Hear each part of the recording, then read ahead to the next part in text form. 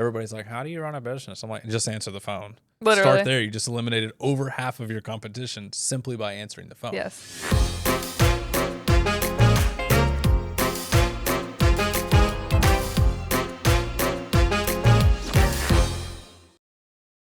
All right. Well, welcome back to another episode of Designed to Glide Well. Mm-hmm. I love that name. Hello. I'm not over it. Last time we were recording, we finished talking through our real estate journey, I guess you could say, over the last 7 years. But Yeah, we went into some depth there, yeah, but also at the same time kept it pretty light because there's way more. there's so much tea. But this episode, I really want to shift the conversation to talk about our shift in focus over the last year, maybe year and a half, I guess, at this point. I will say I think it's a trend. I think the shift in focus is a trend, that we are not the only people having this conversation, because I see it all over online. I think it's probably been like that for a long time. It's just we're now so focused on it. Instagram has it on us.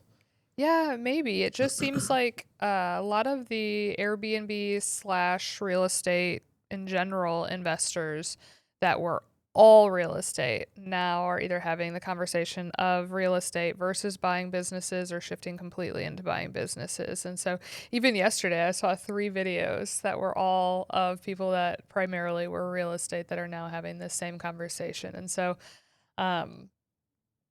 yeah, I think that, we're understanding it in the same way that they are, and I want this conversation to be around why we're shifting our focus into that, your perspective on it, my perspective on it, you getting me on board with it, and just kind of talk through why we've made the decisions that we've made to shift that focus. So let's start with you. I mean, you really were the one that led this whole thing up of shifting from focusing on buying real estate and that replacing our 9 to 5 income per se, to really starting to focus on buying a business as opposed to real estate. So talk me through like what was going through your head when we started that shift, why you felt like we needed to start that shift. Well, I think that, you talk about all these influencers and people are experiencing the same shift that we are. I think we all ran into the same problems, right? And I say problems, they're really good problems, but the problem is, Airbnb has been fantastic, and it really taught us how to hire, how to fire, how to manage. There was so much value in that, but what it is it's very slow. And originally our goal, I think, was to get like 10 Airbnbs. Yeah. And be done, live off that and see you later. I think we got to 5 and we're like, oh, this is a lot more than we were thinking it was. And so, I just, again, I think that Airbnb was an excellent introduction into really it is running a business. Yeah. It's at least in the state of Michigan, it's considered commercial. However, we don't have to Go down that rabbit hole. yeah, we don't have to go down that one. But and so I think I've shared this story before, but I was in the middle of selling my business last year. We were at the Level Up Your Listing conference. Yeah. And I was, starting to get a little nervous that, hey, the thing that I've done for the last 10 years that supported you and me, I'm selling. And I need to know what I should be doing next. And that's when I got on the phone with our CPA, Steven, Snapback CPA, shout out. And He's the best. yeah, he is. He's a great guy. And I was just on the phone with him and I was like, hey, look, dude, this is what I'm going through. And you get the opportunity, the unique opportunity to see into everybody's financials. And I just, probably people that make less money than us and hopefully people that make way more money than us. And I just need to know, like, what are they doing? I don't need specifics, right? I don't need to know how much anybody's making, but I just want to know what they are doing. How are they generating that much money? And he said that we are Doing it backwards. We're doing it backwards, right? We're focusing too much on the real estate and not focusing enough on the business. And so we need to buy a business that is cash flowing, heavy cash flowing, preferably, and then roll that cash into real estate, which is what we started with. That's how we started. and with the insurance business, right? Yes, We were rolling yes. all the money into, or really maybe we weren't rolling the insurance business money into that, but we were able to live on mine and roll your money into it. Yes. And then at some point, I don't know if it was, maybe it was new, exciting, sexy, Mhm. whatever it was, it shifted for me where it was like, oh, real estate is the vehicle that's going to take us to the top. Yeah. I don't necessarily know when that shifted or why, but it did. And so when he said that, I was just like, huh, Yeah. like we already had that. You want to know what I think shifted? I actually just sold my cash flowing business. Oh, Oops. oh no. uh, Oh no, I still think that was the right call. But yeah. you know what I think really shifted? Because I remember vividly having the conversation like while we were sitting at Bitely, we're on the paddle boat and we're like, or the pedal boat, and we're like, hey, 10 of these, each one making 50K a year profit, Done. 500K a year, we're done. 500K isn't enough anymore. Okay. It is, or it could be. Yeah. However, we weren't. It just like we were like 500K and we're done. Right. You know, and That's so it. yeah, it just seemed like at that point in time we were so fresh off of, or I was really fresh off of just making 40K a year. So 500K to me felt like all the money in the world. Right. Right. And Enough to solve all your problems. enough to solve all my problems, which granted still is, right? Like It could solve a few. Yeah. it could solve a few problems, but nonetheless, it's like now now we just know more. Yeah. You know, and And now we it weren't just considering cash out refis. We had no yeah. clue. We were just like save money next, save money next Yeah. to 10. Yeah, to 10. That was the game. Yep. I think we made it to 5. Yep. And then we were like timeout. Timeout. And I think another point that I want to make too is real estate is very slow, right? Like you can, if you want to do the caliber of property that we're doing, you can maybe do 2 a year. But outside of it being slow, it's expensive. Mm-hmm. It's extremely expensive. And so I think my big moment of click, where I was like, wait a minute, why are we doing this?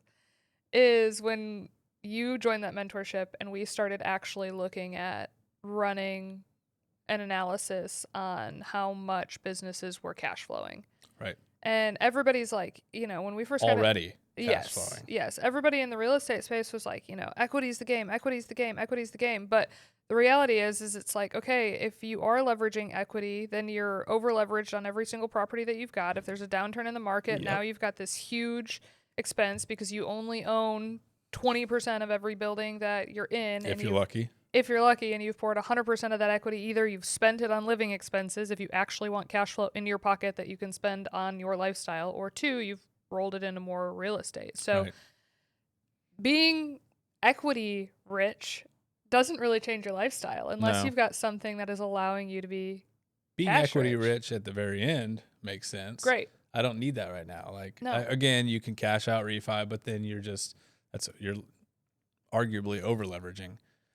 And I think it started a little bit, just a hair, when Steven told me that, and he told me to get Cody Sanchez's book, and the Main Street Millionaire. I read that a little too beginner, being that I'd already done a business, sold a business. Yeah. But the idea was planted in. I was like, oh, got it. And then I read the next book, which was Buy Then Build. Yeah. A little drier, a little harder of a book to read, but just really opened my eyes. And then that's when I was like, I am buying a mentorship, and I'm gonna get all the information I need, and then I'm gonna go. Yeah. And that's how it really it accelerated quickly. Yeah, time to go back to school. Because I was talking to Steven, I think Level Up's in March, and then I think I purchased that mentorship in early June. Yeah. So. Yeah. Well, and I think being able to do everything in life, in my opinion, comes down to the math. Yeah. Right? Like everything comes down to the math. And so it was like in running a mentorship for the last 3 years, I would just see the light bulb moment the second we would show people how to calculate the worst case and best case scenario for profitability for their B&B, because the math isn't super hard. It's just like you need you got to go to class. You need somebody to teach you how to do it correctly and know that they have done it themselves and they have seen the result that they're seeing. And it just takes you a minute to believe that you're doing the math right and that you're accounting for everything, and A little hand holding. yeah, you just want somebody to Yeah. hold your hand. And so I remember watching everybody's eyes light up. It was always my favorite class to teach because it's like a skill that you can learn in 45 minutes that absolutely changes the entire trajectory of your life because you feel in control of how to grow your money. And it's the same thing when you brought back, okay, let's run these numbers on these businesses and let's compare it to real estate. Mm-hmm. And for me, that was the big light bulb moment where I was like, wait a minute, you know, every single one of these Airbnbs we're pouring at least 150 grand into. Right. What does 150 grand get you in a B&B? You're trading 150 grand for 50 grand of cash flow. Right. In a best case scenario, right? In our market. But 150 grand, putting it down towards a down payment of a business produces exponentially more than that. Yeah. Like the cash on cash is totally different. You're talking in the hundreds of the percent.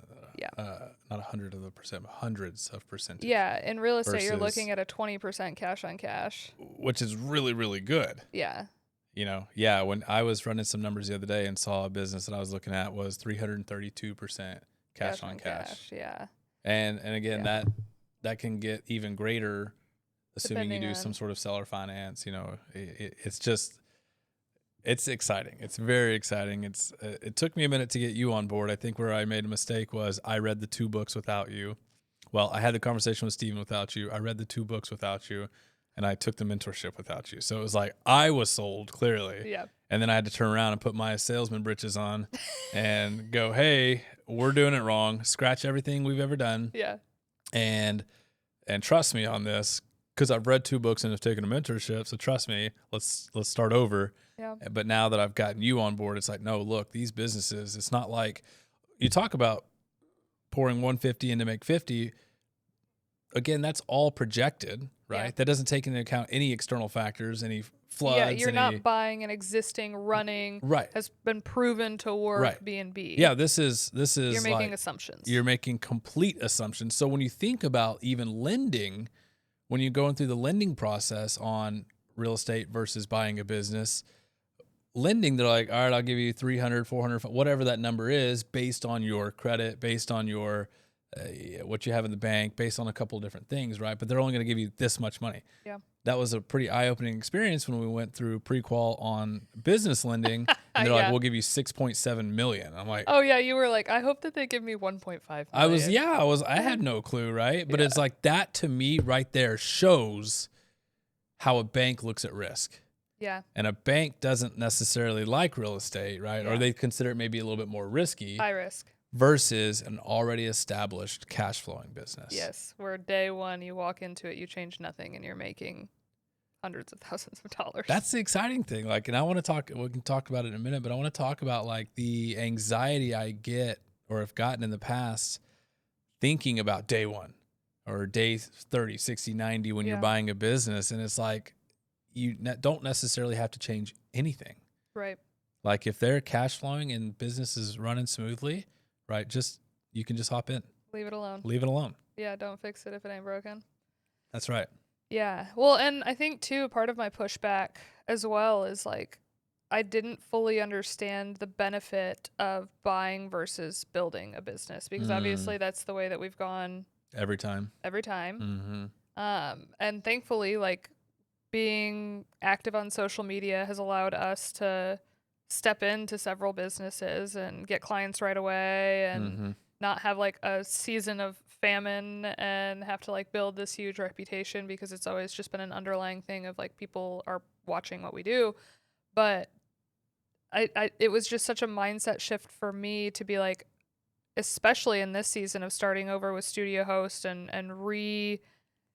rebuilding, really kind of from the ground up. And it's not from the ground up, but it feels like it's from the ground up again. And it's like, okay, now I've got to go hire. Now I've got to go train. Now I've got to go develop systems. Now I've got to go find clients. Now I've got to go market. Now I've got to go rebuild a reputation. Now I've got to and it all is, even with a social media following, it all is really starting over. Whereas you look at these businesses that you're buying that have been in business for 20 plus years, it's like the reputation's there, the team's there. Yep. Like you're improving. Yeah, you could tweak or improve. As opposed to doing Building. that. And that front end lift is heavy. It's like all we while worrying about if you're going to get another customer. yeah, like And we've if done you it, do get that but customer, are you going to be able to treat them correctly and make their experience good because you're worried about all these other things, yeah. right? Yeah, When because it's you're already carrying done. too much. It's already done. Yeah. Yeah. So talk to me about because I think a big portion of our conversations in looking at these businesses and getting really serious about putting offers in on these businesses and what do we want to do? Where do we want to be? Where do we want to go? How much money are we willing to spend? How much money does it need to make? I posted online this week about how a topic of our conversation is how do we make sure that we're buying a business that's not just going to get absolutely obliterated by AI in 2 years, Right. because Right.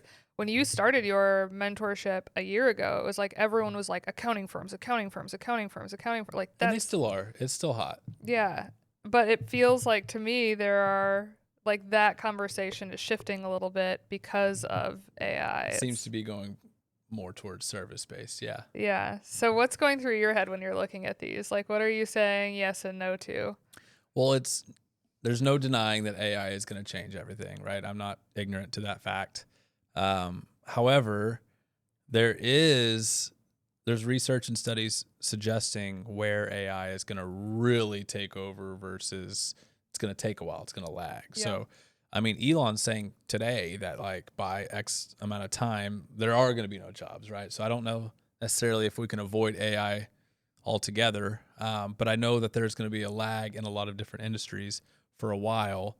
And so I'm looking at those industries. I'm looking at service based. Yeah. Now, I mentioned on my Instagram the other day when I was showing people how I start looking at businesses, anything like a plumber, electrician, HVAC, those businesses come with a license. Well, not the business license, but the person in the business owning the business has to have the plumbing license, the HVAC license, right?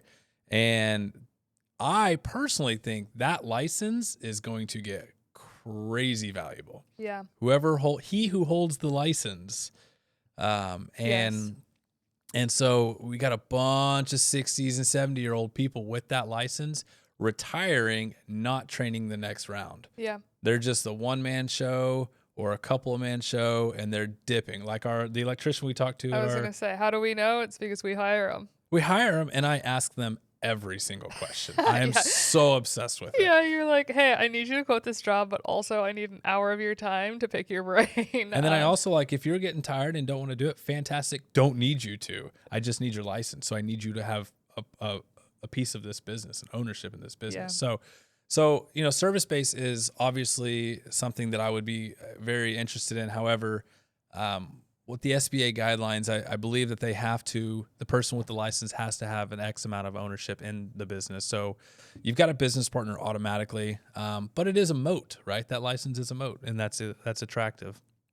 I'm looking at anything that is like maybe just more manual labor, right? That takes a little bit of skill. So I'm looking at remediation. That is AI resistant, let's say. I want to try and be correct here. AI resistant, but it's also recession proof, Yeah. right? Like remediation, you're talking like water damage, fire. Yeah, hurricanes and Yeah. wildfires are going to be. Those ain't going anywhere, right? Those are getting closer. Seem to be getting worse, Yeah. right? So remediation, however, we've got your project base, right? But you also have employees that are sometimes contractors, subcontractors. So there are some there.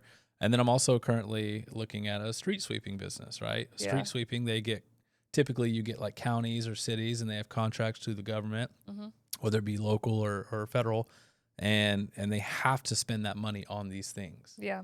And so I'm just looking for things, again, that are AI resistant, something that I can bring AI into. Yeah. Because that street sweeping business is funny. I'm talking to the owner. It's one of the ones where I'm working on a seller finance deal. He pays his employees via Cash App every week. And it's like, okay, there's an opportunity to improve a system there. Yeah. That was funny. But that's also, I'm rambling, but that's also, to me, that gives me confidence. Yeah. Like these people have ran this business this certain way for X amount of time. It's been since 2012, nearly 15 years, paying people via Cash App. And it's like, okay, so when somebody thinks about, well, like, I don't know necessarily how to run a business or own a business. I don't necessarily know how to get in there and like systemize operations. It's like, it's something as small as that. Yeah, like yeah. In, especially when we have the point of comparison of building from the ground up. Yes. Like that that's a 9 a.m. meeting on a Tuesday randomly that we're solving that problem amongst a gazillion other problems when you're building from the ground up. So Yeah. yeah, Yeah. Like it's just like, and again, I think Alex Hormozy says it best when he's like, I change like one thing a year. per year. Yeah. Right. And so I think everybody gets this like, ooh, got to get in there, got to do this, got to do that. And it gets overwhelming, myself included. I've felt that pressure. And it's like, relax. Yeah. I just made $10,000 or whatever, per month because it's a cash flowing business. Yeah. And B, it can be something as simple as payroll. Yeah. That's it. And and that could take a month to do, right? That payroll is difficult. You got to get a bookkeeper who knows QuickBooks and yada, yada. Like it is difficult. But that simple switch automatically makes your business worth more. Yeah. Well, and I think too, one of the main conversations that you and I have been having is it's like, I feel less anxiety about whatever business we decide to buy. I feel less anxiety about like getting in there and having to like figure it all out right away. I think what I'm going to be most curious about when we do end up buying this first business is what we decide to focus on next. Is it really optimizing and growing that first business that we bought, or is it leaving that business alone, letting it improving small improvements so it's on an upward trajectory year over year. But do we spend our time focusing on really pumping that thing to where it's like maximizing the cash flow that one business can create? Or is it, wait a minute, this worked, let's just go buy more street sweeping companies, Right. like which one makes more sense?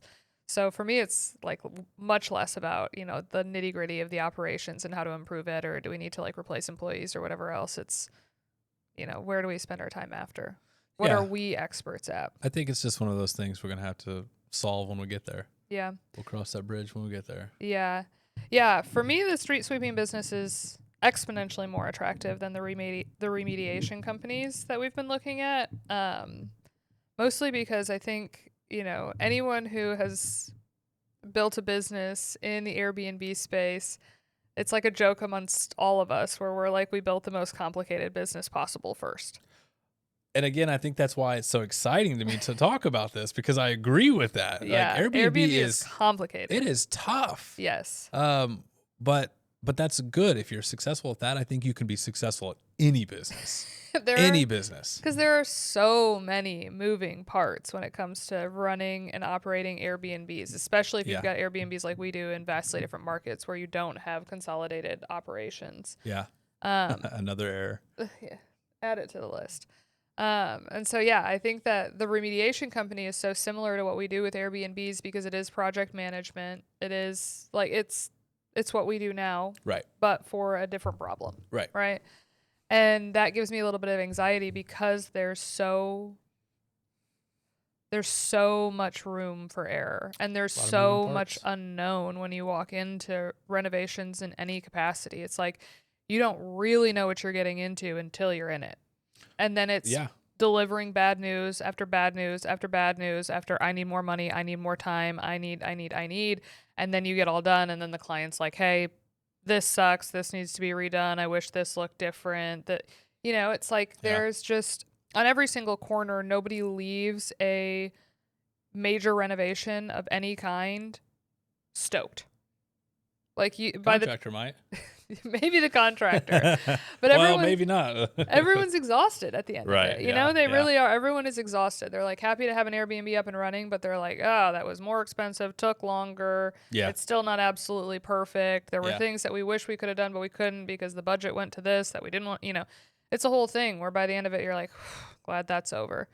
And so there's some anxiety around remediation for that reason where I'm just like, I really want, I think something that's, I keep saying this, but that's less subjective and more objective, where it's like, there is a task. It's a singular task. It is a very simple task. No one is super emotionally invested in it. You can't really mess it up. You can't really mess it up. It's super boring. Yeah. Like, there's just something really attractive about street sweeping in that way, where it's just like you're not getting into anything that you can't see. Right.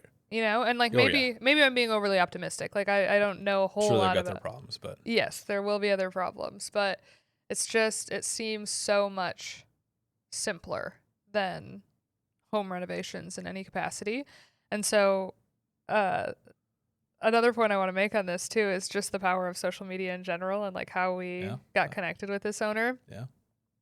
I don't talk about this enough on my social media or on the podcast on how much personal brand has changed our lives over and over and over and over again. Yeah, it Like continues to do so. every opportunity, maybe not everyone, but like a vast majority of opportunities that we have received or come across have been directly from visibility on social media. Mm-hmm. And so this particular street sweeping company that we're currently eyeing and in conversations with the owner over, Ethan's online every day looking at businesses for sale. Mm-hmm. And it's, same thing as Airbnb. You've got a website. There's a bunch of businesses listed. Same thing as a Zillow per se, but for businesses. And, it's you put in offers or you reach out about businesses all the time. Right. And you had mentioned a street sweeping business 2 months ago? Yeah, about a month ago. Maybe a month ago? Yeah.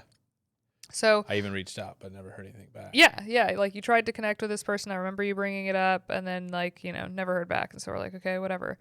Maybe it wasn't that serious. Like maybe it got purchased by somebody else. Most likely, right. Yeah, you just never know.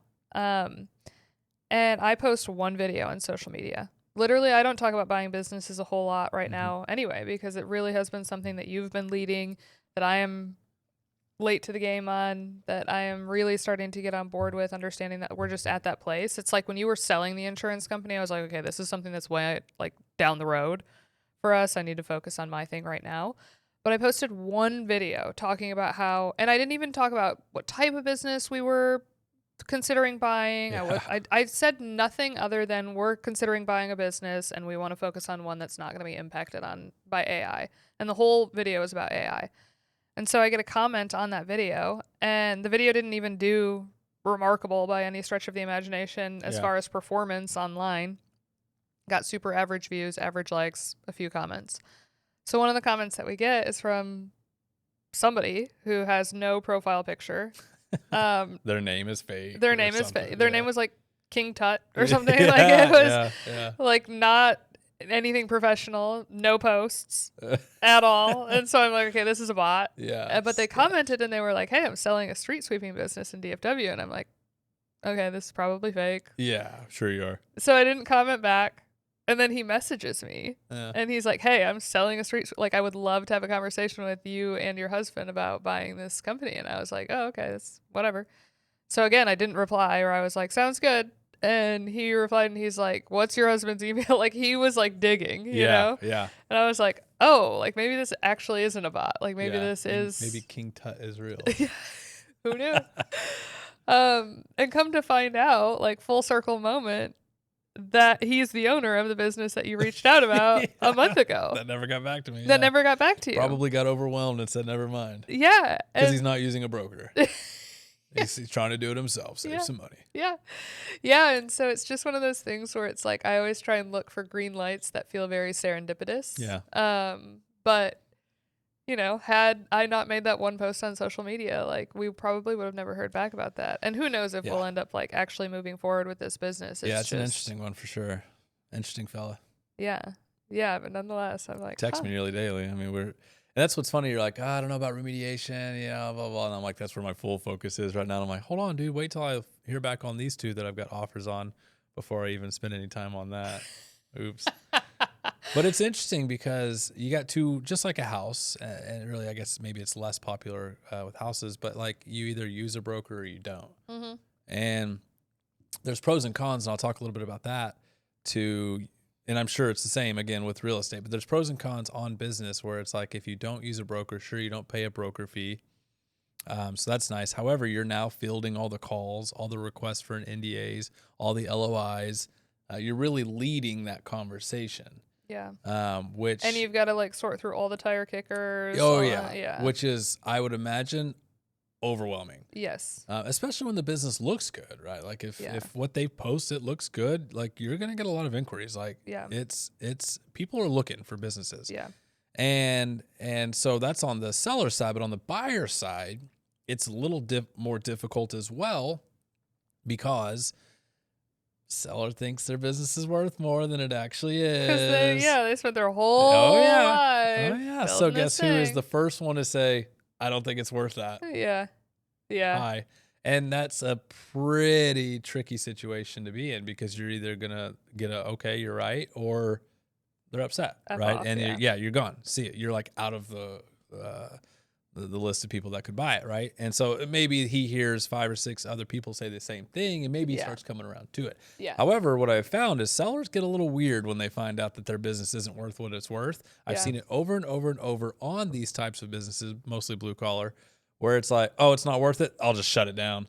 I'm like, what? And it's like, how many guys do we know that would do that? All of them. All of them. I'm like, no, it's still worth something. Just because the bank says it's not worth anything, Yeah. that doesn't mean it's not worth anything to me. You've got Yeah. equipment, you've got reputation, Yeah. you've got systems, you've got people, Yeah. you've got things. We're just gonna have to do it a different way. I just feel it so deep in my soul, though, of being like, it's not what I want. Burn it to the ground. And Just out of control. So it's a very tricky, interesting balance.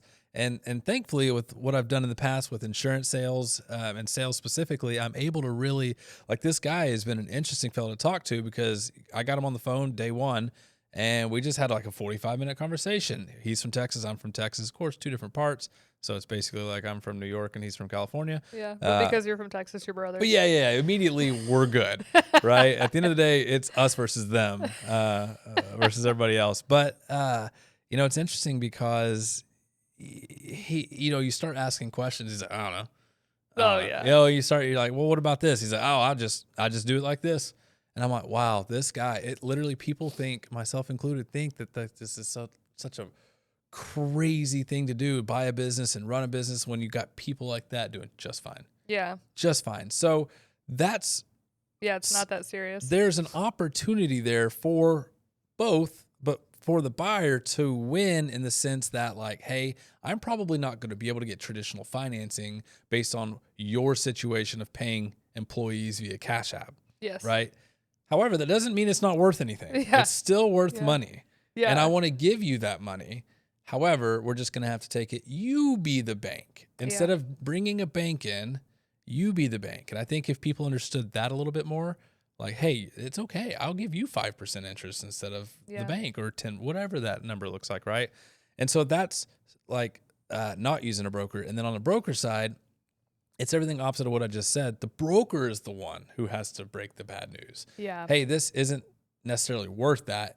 Hopefully they have that conversation. And here's why. I've seen a lot of brokers who don't have that conversation, and that's an extremely frustrating situation because I'm still the guy bringing the bad news. I just put a $3.5 million offer on a $5.5 million business. Yeah. Why? Because I had the conversation with them and said that this is not worth it, and here's why. Yeah. And I'm not trying to offend you guys. I'm not trying to lowball you. I'm not trying to do that. I'm just simply I just can't get a loan for that amount. The banks, I can't. The bank is going to say no. I can tell you I'll give you $5.5 million in the LOI, and you can like me because we had a conversation, I'm relatable, whatever. You can accept said LOI, then I'm going to beat you up in due diligence. Yeah. And I'm going to get it down to 3 or 3.5. And then at the very end, what typically happens when you buy a business is the owner stays on for 30, 60, 90 days, whatever. By the very end of that, you ain't my friend. Yeah. We aren't friends. Yeah. And you're not going to help me. Yeah. And I need that help in the very beginning. I want somebody to transition through that with me and who's excited to transition. Yeah, who's like got the feel good. Yeah. Tied this business up with a nice little bow. Right. And so that's what I said in my LOI. I was like, I sent which is a letter of intent, guys. It's kind of like making an offer on a house. Yep. A purchase agreement. And so I put that in my LOI and I attached a letter and I said, I sent it to the broker and I said, I want you to send that to Mr. McDermott. And I want him to read that. And I put that, I said, look, when we spoke on the Zoom call last week, you said your number one priority was that this business go to somebody with a good reputation and keeps and maintains that reputation that he's built. Got it. Yeah. Number 2, you want to give this to somebody who can close the deal, Yeah. who can get this across the finish line. Okay. And I took that to heart. I put 20 hours of work working with the SBA, going over all of your financials. And based on what the SBA said, not me, not Ethan, but based on what the SBA said, they said this is what they would lend on. Yeah. And so to me, if I were the seller, I'd be like, this dude put in a bunch of work. He's already talked to the SBA. I screenshotted what the SBA sent to me so they know I wasn't just making it up. I'm like, hey, here's the report they sent. Yeah, I'm not the bad guy. This guy's the bad guy. Right. And it's like, so if closing is important to you, I'm going to close. Yeah, I already know. So don't take the $5.5 million offer, because unless they're a cash offer, of course, take that. But Yeah. if somebody's going to have to SBA finance, you're wasting your time. Yes, you're wasting your time.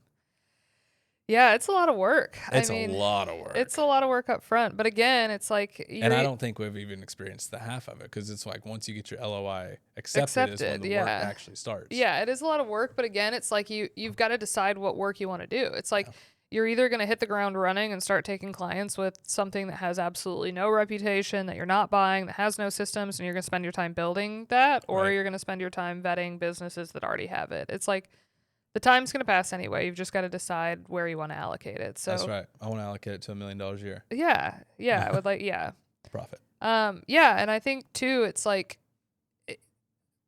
I think at the beginning when you started pitching the idea of buying a business, it seems big and scary, right? You see, like it feels like you're stepping into something that you're not prepared for, right? Because you are walking in blind to a certain degree. It's like when you don't build it from the ground up, it's not your typical process of carrying every single role, knowing the business so intimately, being able to like, step into any position at any time because you understand exactly how everything works, and like you just don't when you're buying a business, which I think is a pro.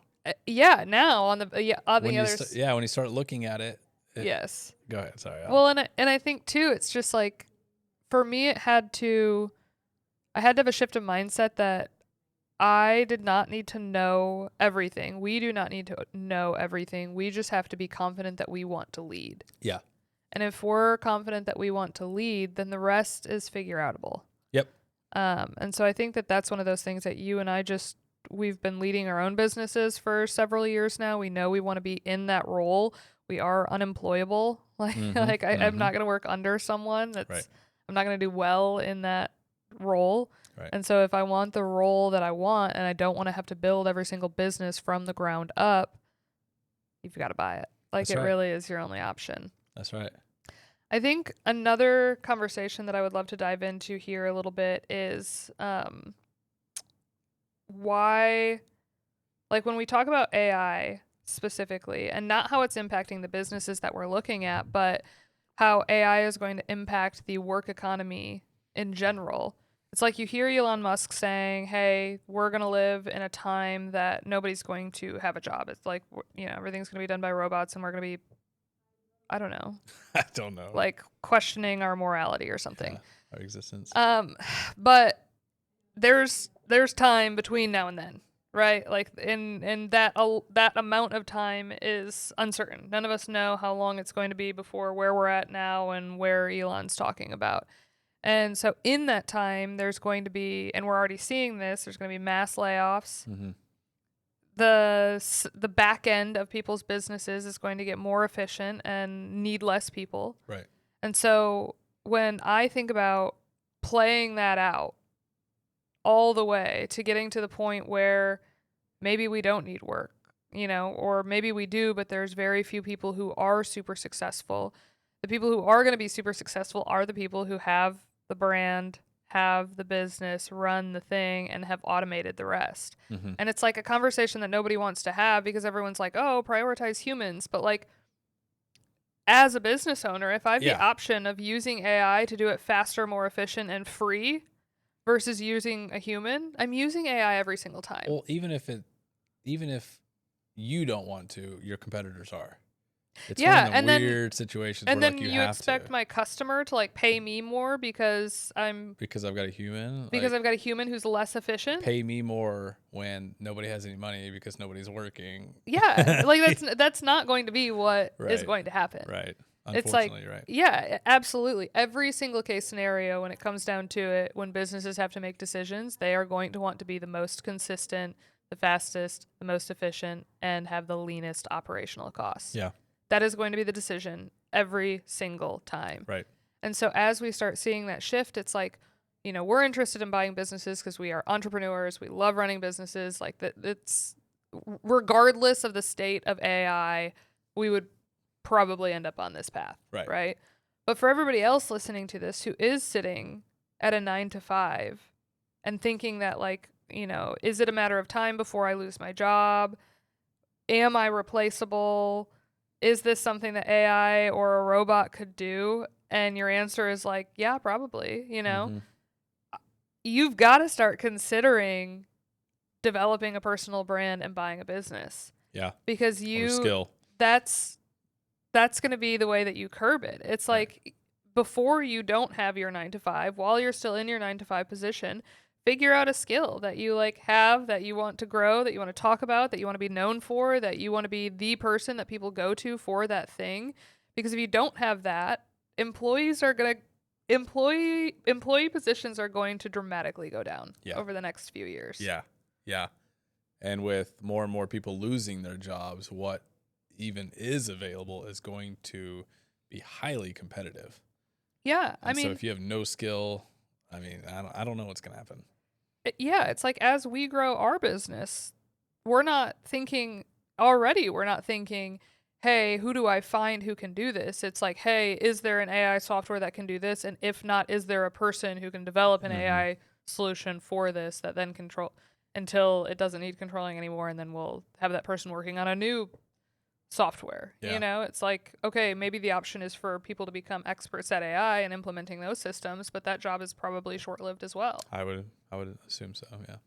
So, yeah, I don't know. I just think that, the Cody Sanchez's of the world have been screaming about the silver tsunami of businesses that are coming available to purchase and how it's the biggest wealth transfer to ever exist, all while AI is taking employee roles. It's like, I just think that people buying boomer businesses is the move right now. Yes. It is Airbnb in 2018. Yeah. Like it is where you should be spending 100% of your time and energy trying to figure out how to do. Right. And what's incredible to think about, especially when we first started Airbnb, remember we wanted 10. Yeah. And 10 would change our lives. Yeah. It's one. It's one. One business. One business. Don't even get me And started. that's it, right? The math hurts. It's offensive. Yeah. Like I just spent the last 7 years being like, Airbnb, Airbnb, Airbnb, Airbnb. Which is still great. It's amazing. We love it. We still have B&Bs, like all that. Yes. But there's a flaw. Huge flaw. Yeah. Huge flaw. Yeah. Yes. And we've never experienced a downturn in the economy. Like, sure, we've experienced, 2025 was a little lower than 24, I believe. And then 2026 is starting to get start at a slower start, I believe, as well. So we're seeing a small downturn in the economy, but we've never seen an 08. Yeah. We've seen a 2020, which was weird, but it was kind of an anomaly because people were actually like traveling. Yeah, it was like hit or we didn't miss. have There was money. B&B people who were absolutely crushing it, and then people like us who were in the city who were Right. not. Yeah, I guess it was like we weren't all just like the sky wasn't falling, right? I mean, sure, in COVID it was, but I'm just saying like in a monetary value, sure, people lost their jobs, but it was okay. It wasn't an 08. Yeah. So we've never been through an 08, right? Yeah. And that's what scares me so much. And of course, I'm such a doomer, I guess I would say, but it's like I've never heard you use that word. I just I heard it the other day, and I was like, oh, that's good. I'm gonna use that one. But Save it for the because I've been podcast. like, the world's gonna cave in, it's gonna. You've been saying it since 2020. I have been saying it Yeah. because I believe it's all fake. I believe it's all a huge bubble being propped up by a couple of companies that are probably all lying.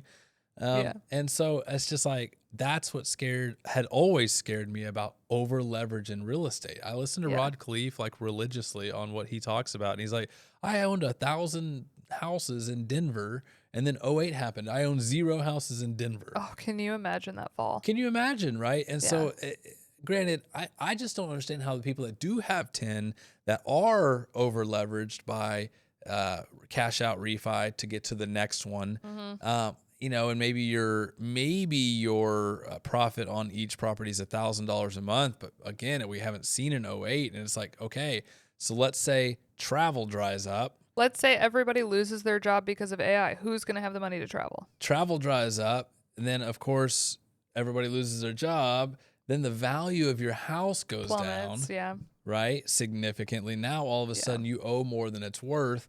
I just feel like I'm like, oh, I've seen this before. But again, I've been saying it for 6 years now, and I'm like, of course I'm wrong. That hasn't stopped us from investing. No, we're still doing it. It's just I'm okay if we go back to 0. It's fine. we have several opportunities to cash out refi our current properties, Yeah. and some people call us fools for not. But I'm Yeah. like, you know what? What we currently have, if it all went down, we have enough income per month that we could pay these mortgages if we didn't have a single booking. Yeah. And for me, that's important. Yeah. I'm not looking to bet it all on black and get big and rich. No, I'm not trying to do all that. I'm just trying to low and slow, and now go to businesses. Yeah. I completely agree. And I think that like Airbnb, again, it's like, you know, you didn't know then what you know now. And Airbnb it's still such a good solution even now for I think a lot of families. Yes. Right? Like it's just I think that there should have been a larger conversation, or I wish someone would have had a larger conversation with me earlier on about what place Airbnb needed to hold in our lives. Correct. Like I thought it was going to be our end all be all. It was Yes. the thing that was going to make us rich. It was the thing that we were going to live off of the cash flow of. It was the thing that we were just going to rinse and repeat until we died. And now what I'm realizing, it's like the biggest benefit that Airbnb brought us is that our very first property replaced my 9-to-5 income, right? Like Right. property number 1 immediately is cash flowing over 50 grand a year. I was like, I used to spend 40 hours a week, 52 weeks a year, making this amount of money. And now it's taking me 10 hours a week on a bad week, Sayonara. you know? And so I think that like, if you are sitting in a position where you are making $40,000, $50,000, $60,000 a year, and let's say maybe you've got a husband or a significant other or someone who's making same, maybe more than that, and you want to free up one of y'all's time to figure out how to buy businesses, figure out how to grow your money, figure out the thing that you now want to be all wrapped up in like you were your 9-to-5 previous, Airbnb is such a good solution for that. It's like dump your money in one of those, have the cash flow immediately replace your 9-to-5, and then go spend all of your time figuring out what's next. Right. But I wish I would have spent more time thinking what's next as opposed to just being tunnel vision hyper focus on it. On Airbnb, which granted, in the same breath, like the mentorship, when we were running the mentorship for 3 years, that was a cash flowing business. Yes. That was a cash cow. Right. No overhead. Yeah. All cash. One overhead. Yeah. And so it's like, you know, we naturally like started another business that was adjacent to Airbnb and like did that thing. But again, it was like all wrapped up in Airbnb. And a huge reason why I wanted to set the mentorship down is because we're having these conversations. And I'm like, how am I supposed to just scream from the mountaintops that everyone needs to invest in Airbnb when me, myself over here is like, wait a minute. I think that there's a better way. Yeah. Which is a different way. Yeah. Just a different way. It's different way that, you know, I'm ready to go back to the learning era as opposed to the teaching era. Yeah. Super exciting times. It really is. It really is. But there's just endless opportunities out there. You know, it's like we talk to people every day who are working in our B&Bs who have businesses that all like the plumber that not the plumber, the electrician that we're working with right now. We're like, what are you going to do with this business when you want to retire? And he's like, that's it. What do you mean? My kids don't want it. Yeah. He's literally like, what do you mean? Yeah. Oh, yeah. So many owners don't even know that they have something worth selling. Yeah. And a lot don't, but a lot do. Yeah. And again, it goes back to that license. It's like, I don't want to get an electrician license. I'm not an electrician. Yeah. I'm not going to touch it. I don't know anything about it. I'm a liability when it comes to it. Yeah. And you, sir, electrician, don't necessarily know how to run a business based on my experience. It took you 6 weeks to bill me. And Um, it was written on the back of a napkin, and you Literally, asked like, me if we could send you a Cash App, but yeah, like, can you send me an invoice? And so, but that's where I have experience in, right? Mhm. And so it's like, let's partner, Mhm. and you continue, like, I take all the day to day off of you, and your only role and goal for this is to train the next generation. Yeah. That's the most important part. Let me take Yes. all the other BS off you. You keep training, keep doing what you love. You love to do it, Yeah. obviously. And so Or just maybe you train. don't love physically doing it anymore, but you know how to do it, and you would love bossing other people around to Yeah, do you can it. sit there behind their shoulder and Yeah. yell at them, Yeah. play my dad. Yeah. Yeah. Bring the boys coffee and That's yell at right. them. Yeah, like keep them all on their toes. That younger generation needs it. So, yeah. And so same thing with the plumber. I was like, dude, tell me about your business, because I called so many plumbers for this particular uh, property we're working on, and holy moly, talk about just a nightmare of an experience. I think I called 10. Yeah. I think 4 answered. Everybody's like, how do you run a business? I'm like, just answer the phone. Start Literally. there. You just eliminated over half of your competition simply by answering the phone. Yes. Second thing you do is be excited to talk to me, right? I Yeah. don't know what I'm talking about. I'm not a plumber. Yeah. So don't make me feel stupid when I call And you. still some confidence. Yeah. And so 4 answered. 2 told me too busy to take any extra work on. So boom, there's 80% of the competition. And then the other 2 got them out there. One was a freaking fool. Like, went through the whole situation with us, and like, all right, well, I'm like, he can see where we're at in the progress and in the process of the entire business, whatever project. And he can see that, and then he can see that we're ready for him. Yeah. We're very close to ready. We were like 2 weeks out. He's like, well, I'm like 8 to 10 weeks out. And it's like, You just wasted an my hour of my guy, time. yeah, like, okay, there goes 90%, right? And so then one, he's like, he answered the phone, super happy to talk to you, Yeah. super excited to make sure that he's like, hey, you may not know, and that's okay. That's why I come out. Yeah. Fantastic. When can you meet? When can you meet is what he asks me. I'm like, wow. Yeah. That's weird. I don't know. How about Friday? Comes out on Friday and walks the premise with us, lets us know beforehand. He's like, I can see you guys are fairly close to needing me. I'm about a week out. Okay. Right away. Right away. I'm like, okay, that's a better experience. Mhm. I don't know how he's a week out. He should be like a million weeks out, how good he is. Walks it through us. And then at the very end, he's like, I will get you a quote in 2 days. It'll come via email. By the way, how did you hear about me? Yeah. And I was like, who is this guy? Yeah. This guy's not a plumber. Like, I was like, surely you don't. And that's when I started drilling him. I was like, Yeah. dude, Wes, like, please tell me, like, you're not the plumber, right? Who's the plumber? He Yeah. said, no, it's me. I carry the license. I'm One like, man show. I'm like, who does the work? He's like, me. And I'm like, there's no way you can be that good at what you're currently doing. And I was like, no wonder you're like, dude.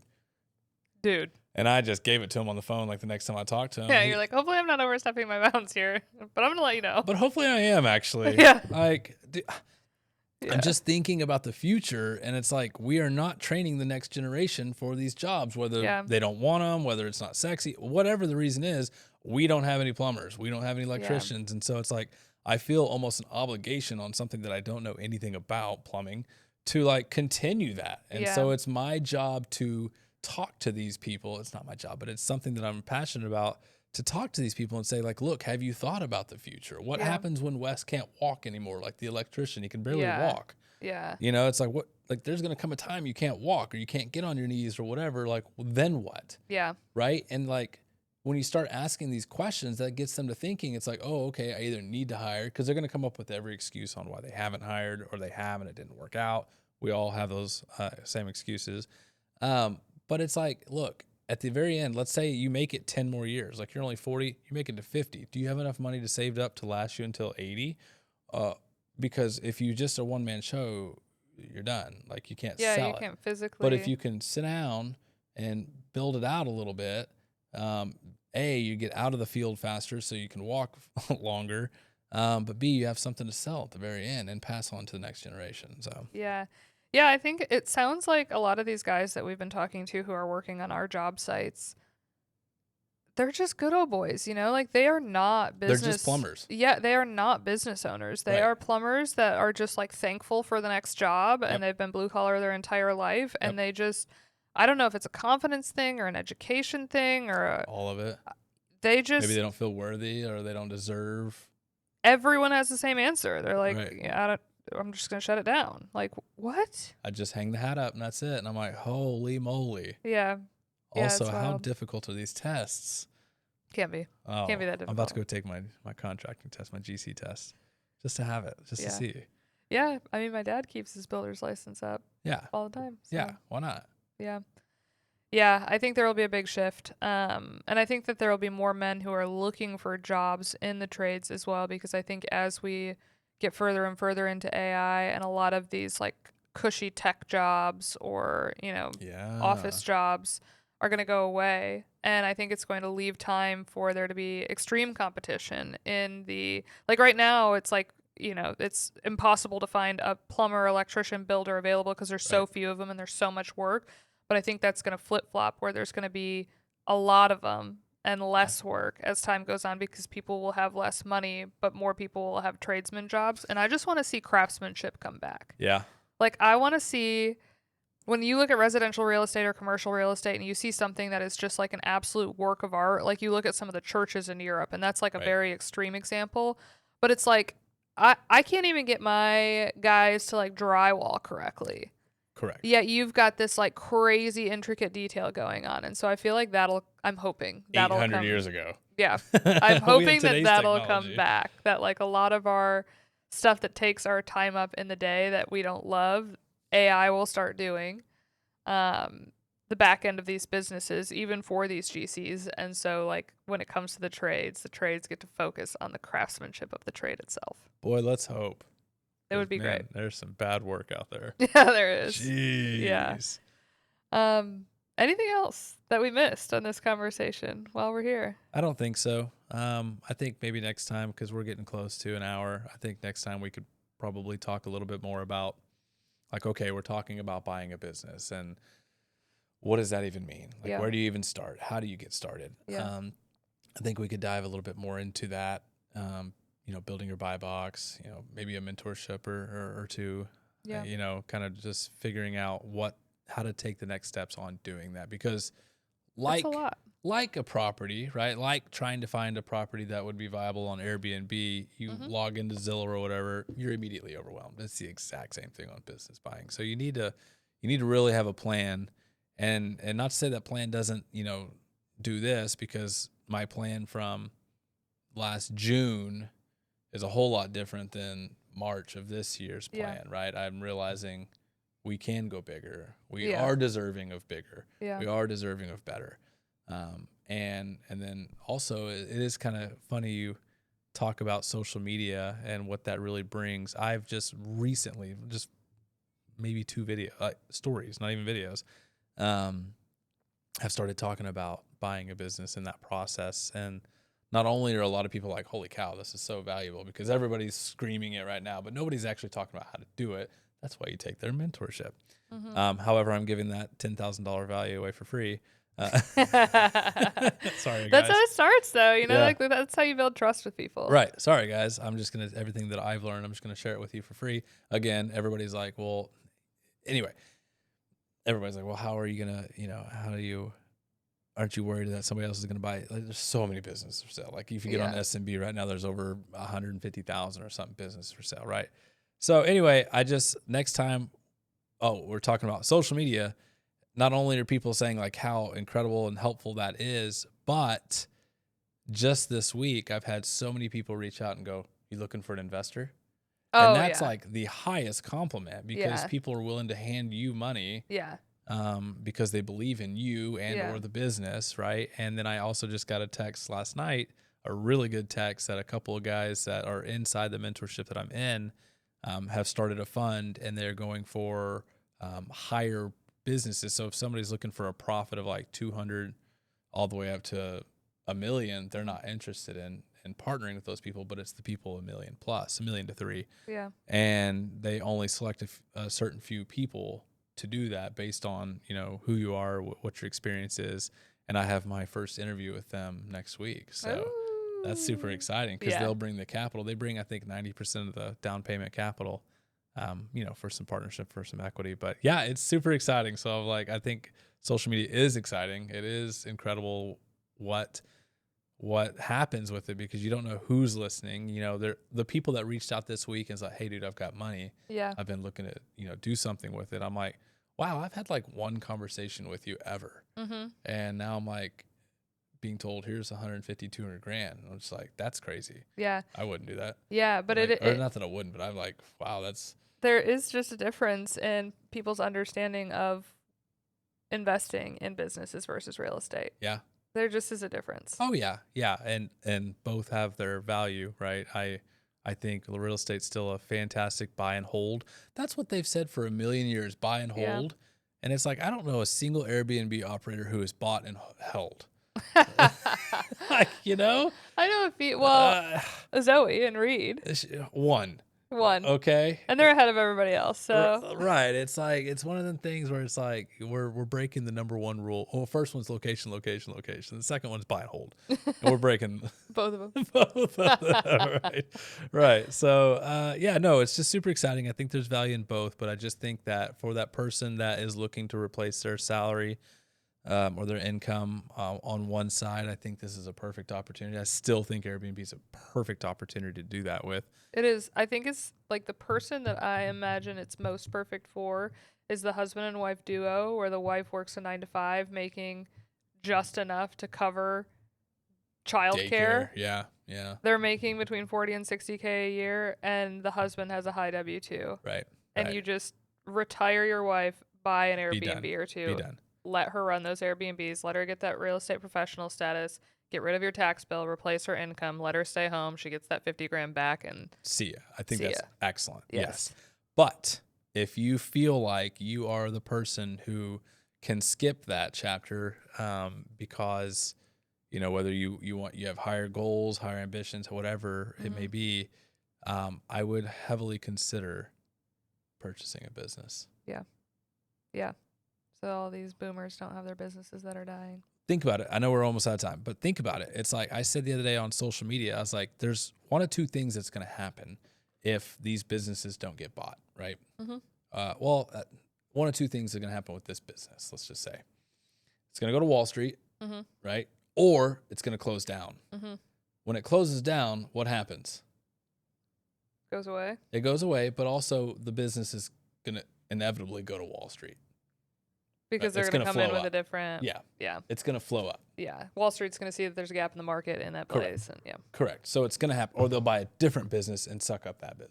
It's going to happen. So either way, it's going to Wall Street. And I love what Cody says when she says, keep it on Main Street. Yeah. Right? And so that's it. That's it. I love it. All right. Well, if you made it to the end of this episode, thank you so much for listening. And thanks for listening to our rant. Yeah.